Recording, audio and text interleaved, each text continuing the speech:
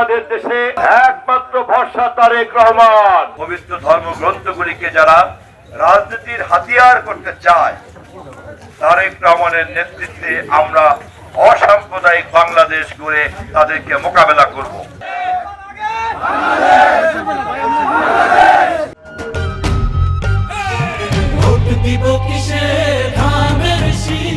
আরেকজন নেত্রী জনগণের রোষানলে পড়ে দেশ থেকে জীবনের ভয়ে পালিয়ে গিয়েছেন। এখন আমাদের দেশে আমাদের সামনে ভরসাকে একমাত্র ভরসা তারেক রহমান। এমনকি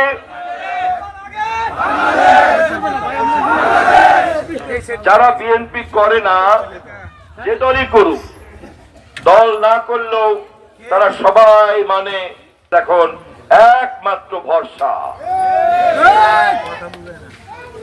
আমরা আগামী নির্বাচনে সেই কারণেই তারেক রহমান দেশবাসীকে লন্ডন থেকে 17 বছর পর নেমে অর্ধ কোটি মানুষের ভালোবাসায় সিক্ত হয়ে তিনি বলেছেন, আই হ্যাভ এ প্ল্যান।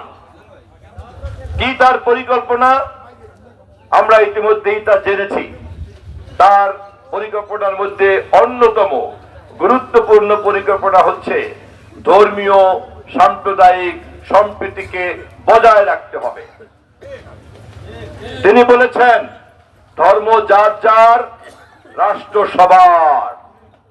অতএব তার যে পরিকল্পনা, সেই পরিকল্পনার একটি প্রধান অংশ হচ্ছে আমাদের দেশের অমুসলিম সম্প্রদায়ের ধর্মীয় অধিকার, সামাজিক অধিকার, নাগরিক অধিকারকে নিশ্চিত করা।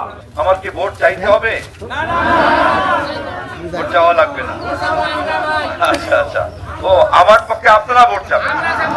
ধর্মের নামে যারা বাংলাদেশে তাণ্ডব তৈরি করতে চায়, ধর্মালয়গুলিকে, পবিত্র ধর্মগ্রন্থগুলিকে যারা রাজনীতির হাতিয়ার করতে চায়, তারেক রহমানের নেতৃত্বে আমরা অসাম্প্রদায়িক বাংলাদেশ গড়ে তাদেরকে মোকাবেলা করব।